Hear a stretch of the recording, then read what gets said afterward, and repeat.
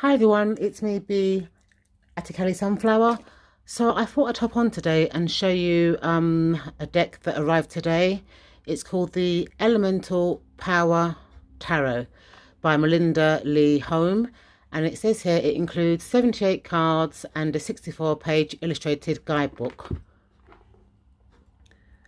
So it's got here eliminating human figures entirely. The cards in the Elemental Power Tarot present scenes behind on the 5 elements: fire, water, air, earth and spirit, that invite the reader to step in and explore the cards. Divine Wisdom, Rohan Daniel Eason's expressive illustrations hold a treasure trove of symbols that offer visual clues on the messages of the cards. The accompanying guidebook explains the elemental system of working with the tarot cards and spreads and provides card meanings, including an apathy item, a real earth element aid for each major arcana. So let's open this up and see what's inside.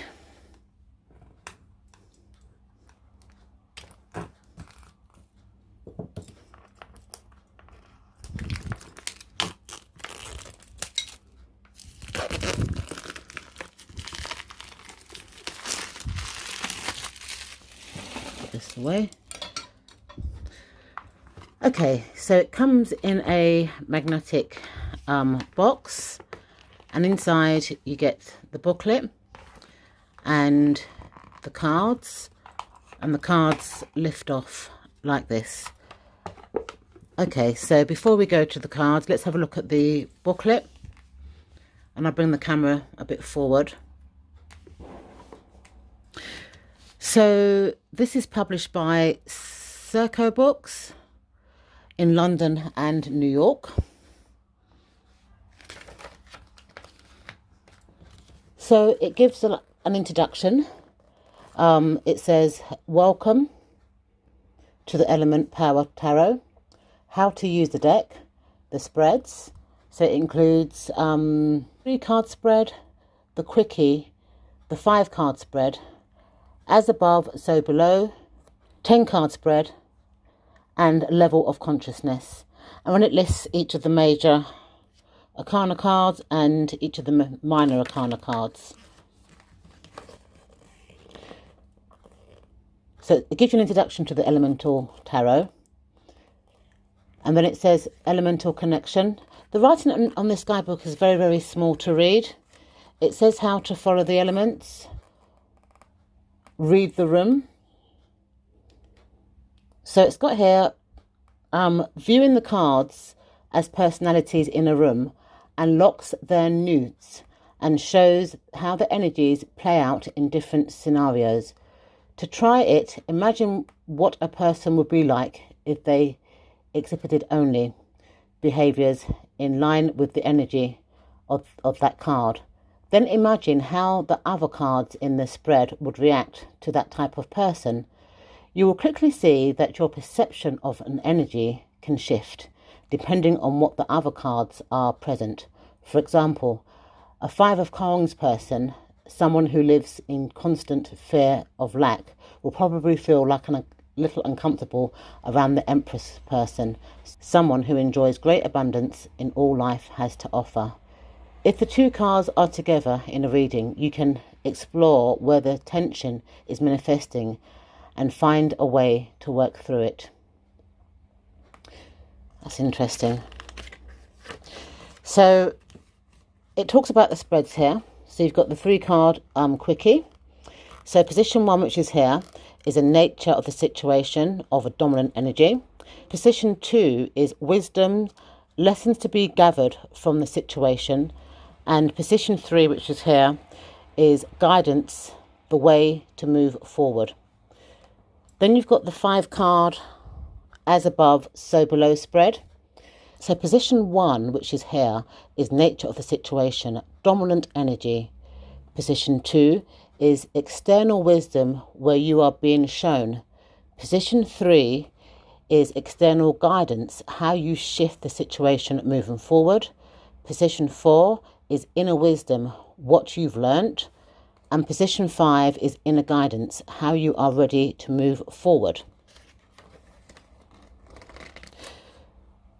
Then you've got the 10 card level of consciousness spread here. So position 1 and 2, that is the nature of a situation, dominant energy, the central friction colouring the situation. Position 3, which is here, is the external wisdom, what you are being shown. Position 4, which is here, is inner wisdom, what you know of a subconscious level. So position 5 is how you got here, what you come through, and what you have interrogated. Position 6, which is here, is what lies ahead, the approach and energy, how you need to navigate. Position 7 is inner drive, what motivates you. Position 8 is transformation, how you're meeting the world now and how it comes back to meet you. Your opportunity to shift your interaction with the world around you. Position 9 is external drive, your hopes and fears, colouring your actions and perceptions. And position 10 is key card, what wisdom to hold as your true north to guide you through this process. Then here it's got like the major arcana. So for example, you've got position 0, the 4. Hebrew and symbol and letter is the Alpha. Hebrew historic association is conception. Astrological glimpse and sign, which is here, which is Uranus. And astrological historic association is enlightenment. So it gives you that for each of the 21 major arcana cards. Then for each card, it gives you a full coloured illustration. It gives you a blurb about what it means. It gives you guidance. It gives you challenges, and it gives you apocary. So my tongue's a bit twisted today. So it does that for each of the major arcanas and minor arcanas. So it's a bit of a long-winded guidebook, but I like the fact that there's colour illustrations in it. Okay, so let's have a look at the cards. So these are the cards. Let's take this bit of plastic off. Okay. So let's compare the size first before I look at the cardstock. So if I compare it to a Rider-Waite-Smith card, there's a lot of difference. It's a lot longer and a lot wider, as you can see there. It's got kind of like a thick cardstock and almost like a sheeny kind of feel to it. The backs look like they're fully reversible as well, as you can see. Okay, so let's do a flip through of this deck.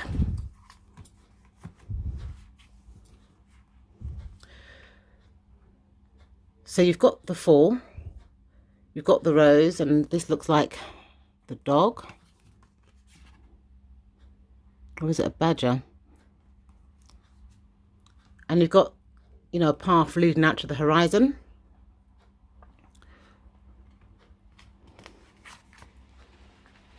The Magician card.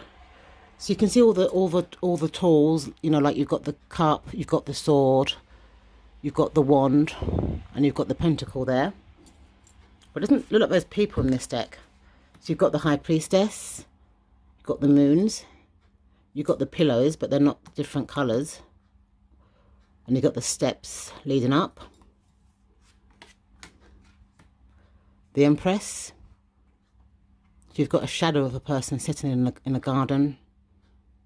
And that's the femininity symbol there. The Emperor.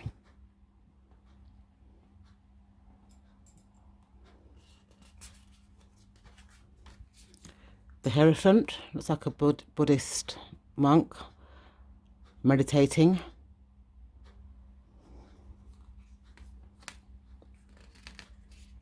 The Lovers. It's interesting that there's no people in this in these cards at all. So you've got the Chariot.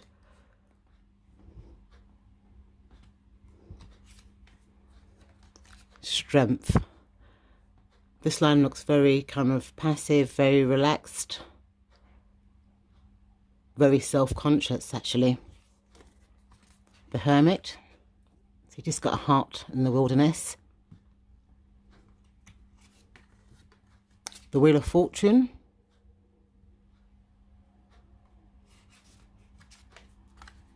Justice. It's just got some scales. Trying to find an equal balance there.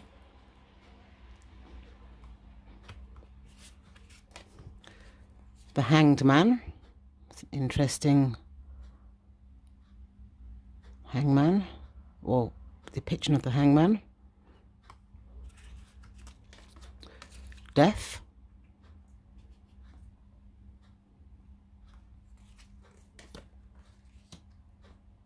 Temperance.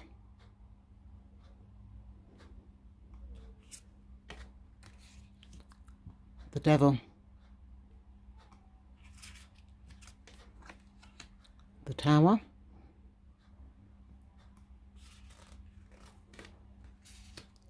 The Star.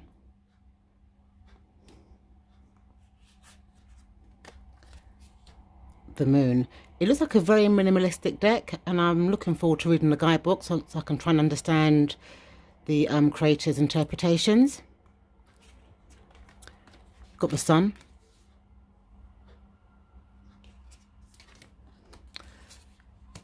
Judgment. The World. Then this is the Suit of Cups. So you've got the Ace of Cups, the Two of Cups, the Three of Cups, the Four of Cups. It looks very pippish. Five of Cups.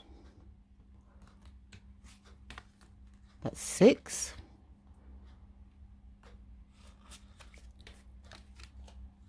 7, 8, 9, and 10. Okay, so moving on, I'm assuming this would be the Page, the Knight. So the Page is very similar to me. Oh, okay, it's got like a reef there. The Knight, the Queen, and the King. Moving on to the Suit of Swords. It's my favourite suit, the Suit of Swords. You've got the Ace of Swords. Okay, so this is a pit deck. The Two of Swords. The Three of Swords.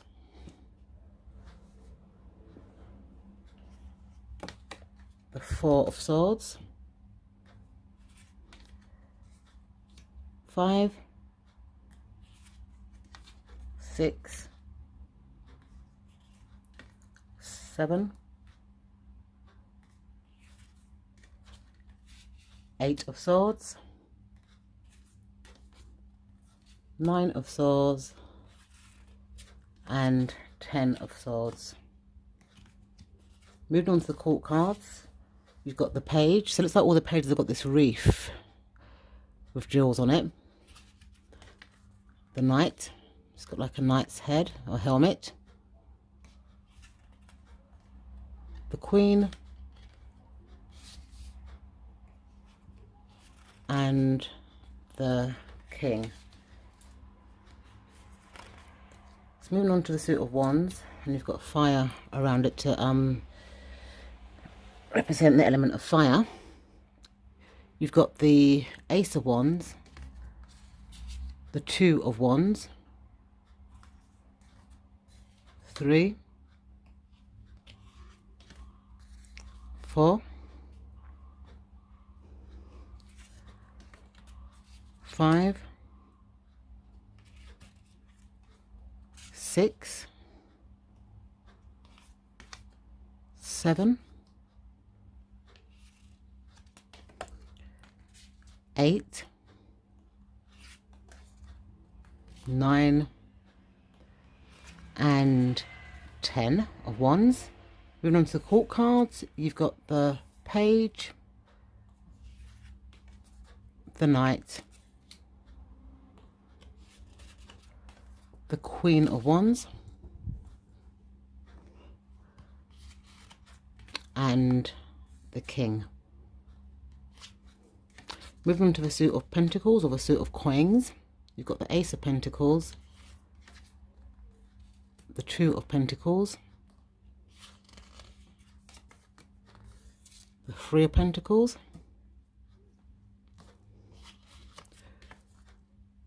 4, 5, 6 of Pentacles, 7,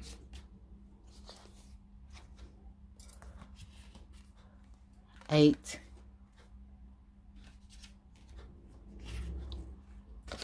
9 of Pentacles,